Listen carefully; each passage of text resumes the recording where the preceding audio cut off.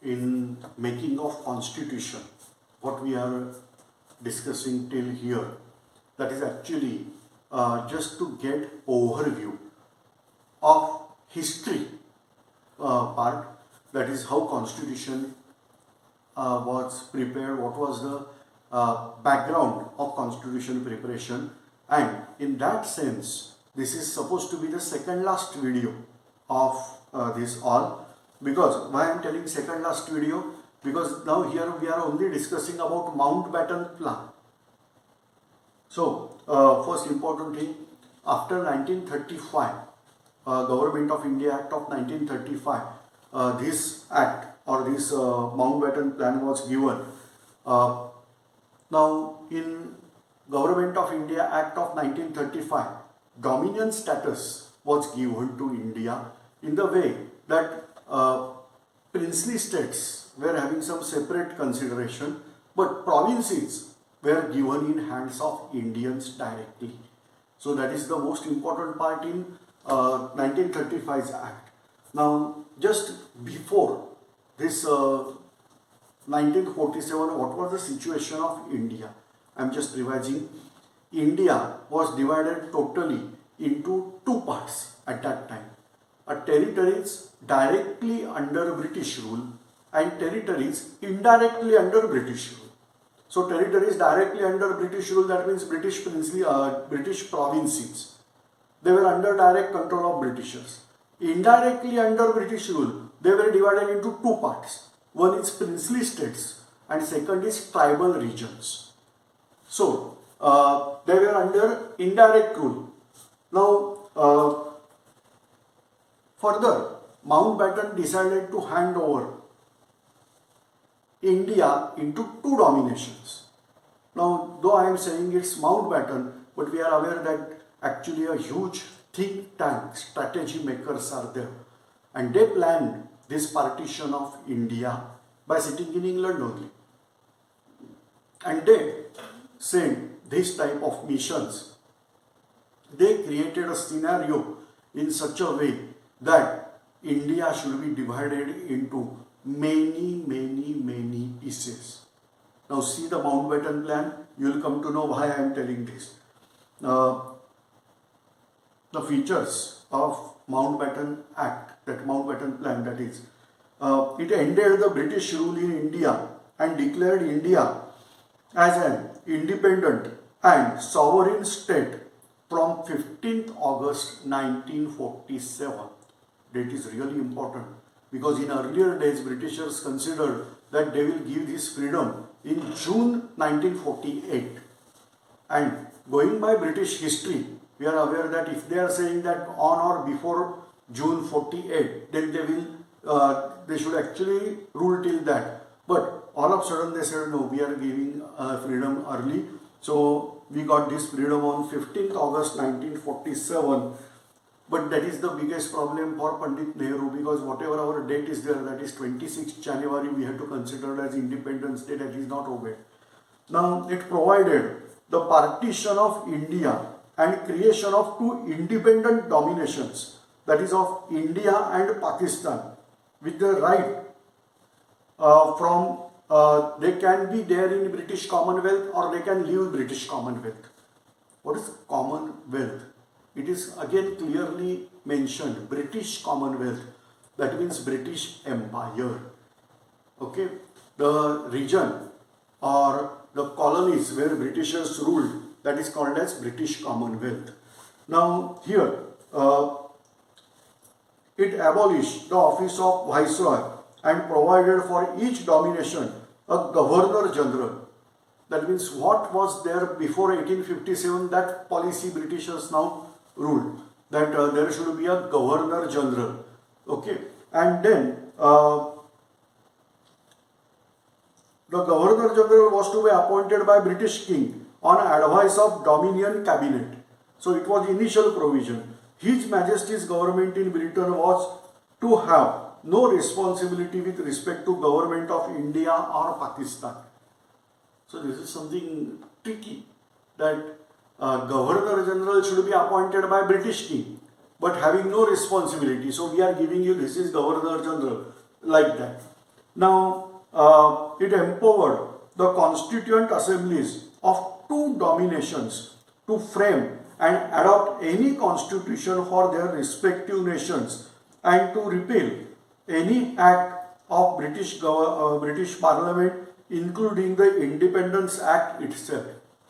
Do whatever you are now totally free. So like that, you have to prepare your own constitution. But till what? Till that means when independent constitution will be there in the enforcement, till that India, that means Pakistan also, should be ruled according to Act of 1935. All the provinces should be considered as according to Act of 1935. That is the important thing.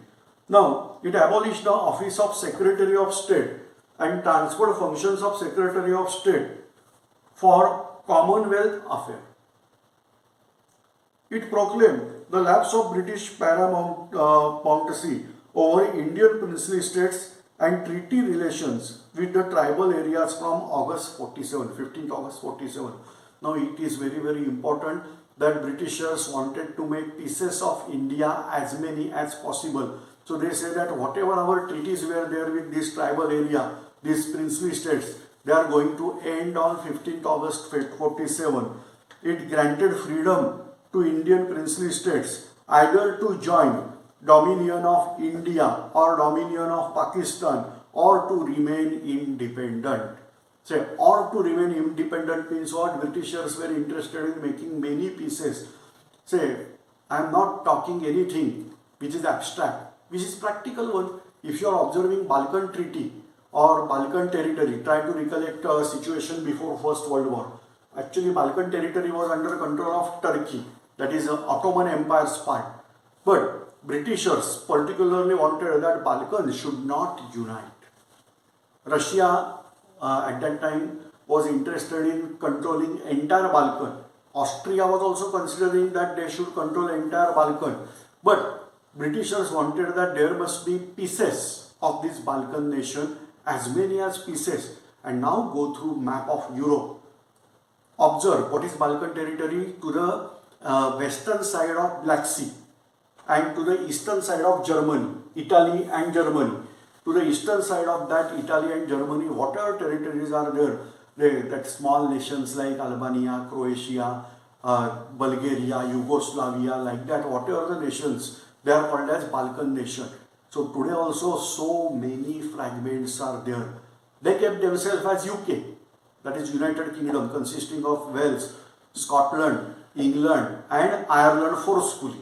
But they wanted that world should be divided into fragments. So here also in case of India, they were interested in making as many fragments of India as possible. So officially they carried out two, that is India and Pakistan. But now let them do like that. They were saying that we are giving freedom. Now it provided for the governance of each dominions and provinces, that is according to 1935 Act.